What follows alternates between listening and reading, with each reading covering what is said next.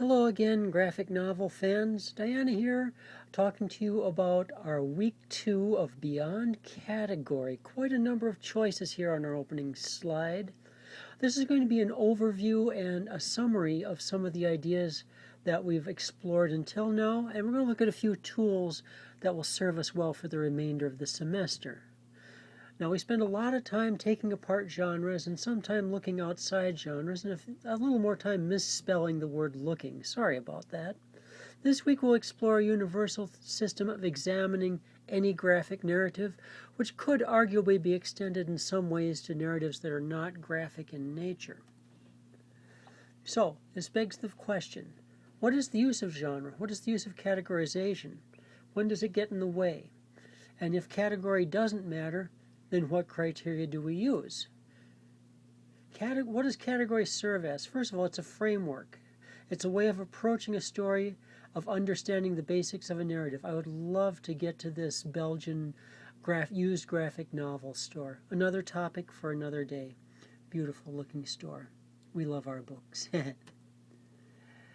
So, the danger of categorization is that it can be lazy, both as a way of telling the story and as a way of understanding the story. If all you do is repeat the cliches of a genre, then you've got no real story. You've just got a bunch of cliches. Formula has its place in in understanding and structure, but it's a means to an end and not an end in itself. While the use of formula can expedite the creation of a narrative, it can make it easier. Bear in mind that formula is something that we feed babies to keep them quiet until they're ready for the real thing. When you look at it that way, formula is not such a good idea. So if category doesn't matter, what criteria do we use? First, category really does matter. It's just not all that matters. Don't let categorization be the place you stop in approaching or understanding any work. Beyond category, we have the criteria of aesthetics, which apply to narrative, art, film, cooking, or any creative endeavor, and some endeavors that are not usually seen as creative, like industrial design. So, what are aesthetics? Aesthetics are a set of principles concerned with the nature and appreciation of beauty, especially in art, but not exclusively, as we just mentioned. Aesthetics are also the branch of philosophy that deals with the principles of beauty and artistic taste. So there's a whole philosophical school devoted to aesthetics and what it means to be beautiful. Or what it means to be appealing would be another way of looking at it. The word has its origins in late 18th century in the sense of relating to perception by the senses, from the Greek aesthetikos, from aestheta, perceptible things, from aesthesia, perceive. The sense was coined in German in the mid-18th century and adopted into English in the early 19th century, but its use was controversial until the late in the 19th century. Sorry I stumbled over those words, but we move on. The opposite of aesthetic is non-aesthetic or anesthetic. We usually think of an anesthetic as a substance that induces insensitivity to pain. Anesthetics is also the practice of anesthesia or relating to insensitivity, again from the Greek. The induction of this stage of the branch of medicine concerned with it, without sensation. Anesthetic is without sensation. Aesthetic is related to or with sensation. So aesthetics relate to beauty, and anesthetic relates to lack of sensation. This creates a relation between beauty and sensation. In narrative terms, this is often true. We consume narrative in any form to experience sensation. This is not the sole reason, but if the sensation is lacking, we have trouble finding other uses for the narrative. This is often the case in very quiet narratives or very elaborate narratives, and sometimes in very disturbing narratives that we don't find initially beautiful, like really bloody horror films. So what's the most effective way of conveying sensation in a graphic novel? How does the reader infer sensation? Well, there's always a subjective aspect to this, but there is a core framework that serves. Eisner, seen underneath the text, yay Will Eisner, Define the graphic novel as sequential art, the arrangement of pictures or images and words to narrate a story or dramatize an idea. So this takes us back to the basics. Word, image, how word and image work together. We see the image as a narrative component and we take that beyond its core meaning. How do the images work in the context of a larger culture? There's a concept in film theory that applies here, the notion of mise en scène. Fun to say. Let's all say it, mise en scène. Literally translated, it means to place in the scene or to put in the scene, but refers to the idea that a larger world can be inferred from the content of the images used in structuring a visual story. All you see is what is on the screen or what is in the frame, and your mind fills in the rest. This continuity is what makes the story more plausible, if not real. That's why we accept that there's a whole galaxy out there when we see a starship in Star Wars or Star Trek, even though all we really see is a bunch of black screen and a chip on a screen. When we see images and infer a narrative aspect on them, infer as opposed to imply, the speaker implies, the listener infers, then we begin to apply a visual vocabulary. For example, a gunslinger, like in this particular illustration by Jim Steranko, implies a certain narrative connotations and expectations.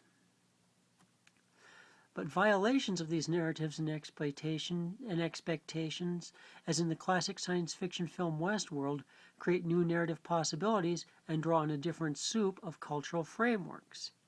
Once you start to violate the convention, then the convention takes on new meaning. And it becomes something fresh, something interesting, something exciting. The same approach to understanding and appreciating story can be applied to words and to the interaction of words and images, as in Alan Moore's very elusive Big Numbers, which he never finished. More the pity. Fascinating story. It only ran 2 of its projected 15 chapters. So intense, so elaborate. You guys thought Alice in Sunderland was rough? This thing will give you fits. In a good way. More direct applications can be seen in very direct narratives, too. It doesn't have to be complex. The recent Lone Ranger comic, for example, which I adore, is faithful to the tropes of the Western, but it offers a much greater maturity and subtlety than we sometimes expect of the Western genre. Now, I think this is a failing on the part of readers to not expect great things of Westerns, but that notwithstanding, as Westerns go, this is a particularly good one. So it's not about how complex or how intellectual necessarily. That stuff has its own fun, and it's important to try to understand the meanings of a story and parse it like we've been doing, but you have to have the story first. While few might expect any significant level of innovation from a comic about the Muppet Show, Roger Landridge's work on that title was groundbreaking. And I wish they'd let him finish his run on it. Boy, that was beautiful. Now, in this classic Uncle Scrooge story, for example, the ducks unwittingly ruin a paradise with a simple bottle cap. You can read this story in a lot of ways. You can read it as an allegory to race, you can read about culture, you can read about economics or morality. But it's the story that gets us to these things. If it were a 30-page treatise on just race, culture, economics, or morality, you might not stick around the same way you would for a duck story that carries these messages with it. So in general terms, how do we understand and appreciate a story? This is going to get a little elaborate, so stick with me. The tools used in this process, the first one that we're going to look at is time. When reading, you have to look at how time passes. How does the graphic artist use the passage of time? You can add narration. You can sketch a symbol like an hourglass. You can draw a panel with the moon, the sun, or passing seasons.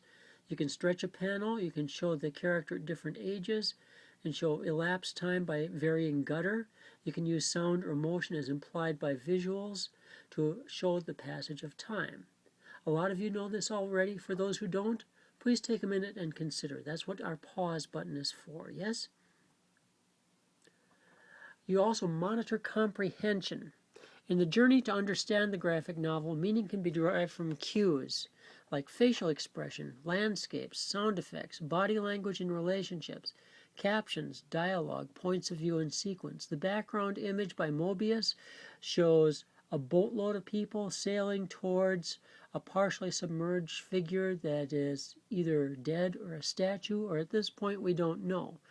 You can read a lot of potential stories into this image, and it doesn't even have all the cues like dialogue. Now, this relates to the concept of a schema. A schema is a metaphorical place in which in the mind in which knowledge is stored. Schema is cumulative. It's based on personal experience. So our schema of cat is informed by hearing anecdotes of, seeing films of, and encountering cats. The more you know about cat, every time you see cat, you go to the place where that schema is stored, and that reflects your understanding of cat, and then you add to that understanding with the new experience. The splash page also has predictors on it. The splash page is also often a lead page, and it's a full-page image that sets the tone for the narrative, providing visual cues for the character setting and action. When a splash page is used internally, it resets these things. Now consider this classic splash page from Silver Surfer number 4, in which we see Loki brooding. This literally sets the tone for the entire story.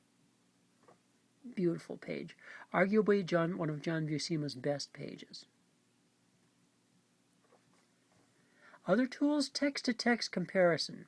Parallels and contrasts between graphic novels and other textual sources can be inhibiting but are also of use. While the most common are one-to-one, like the film and graphic novel versions of V for Vendetta, there are also broader possibilities, such as comparing the original Homeric text to Eric Schaunor's Age of Bronze, dealing with the wars around Troy, the Trojan Wars. And allusions apply here too. Allusions and not illusions.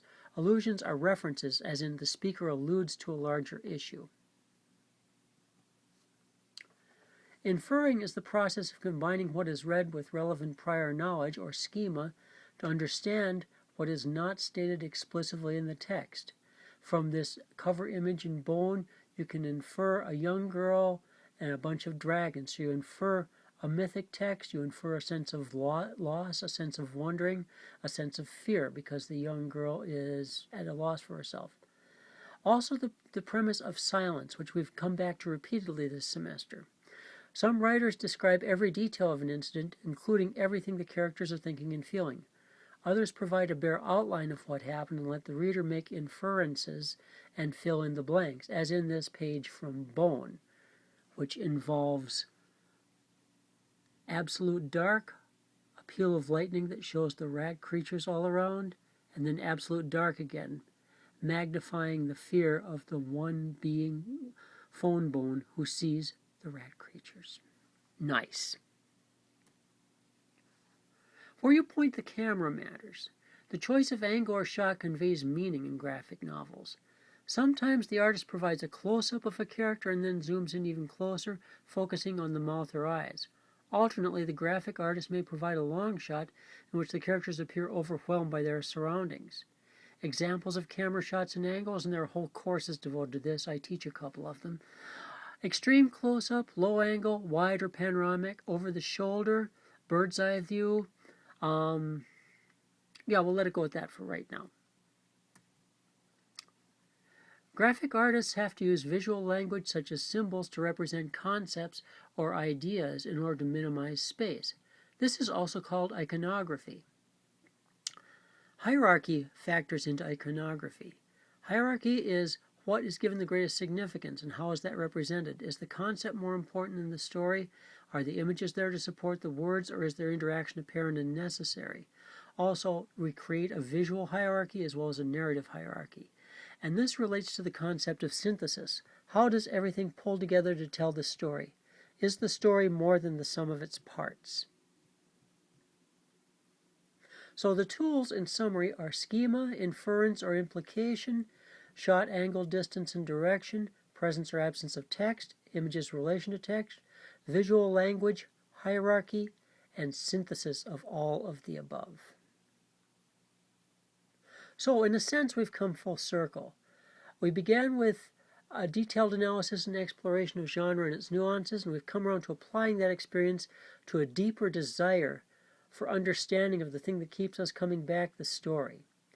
So what I'd like you to do this week is apply the concepts of this lecture to the book you're currently reading. Compare and contrast with past texts. You have to include Alice in Sunderland in this, and as many as possible of our other assigned texts, JLA Road to Perdition, Dororo, To the Heart of the Storm. Okay?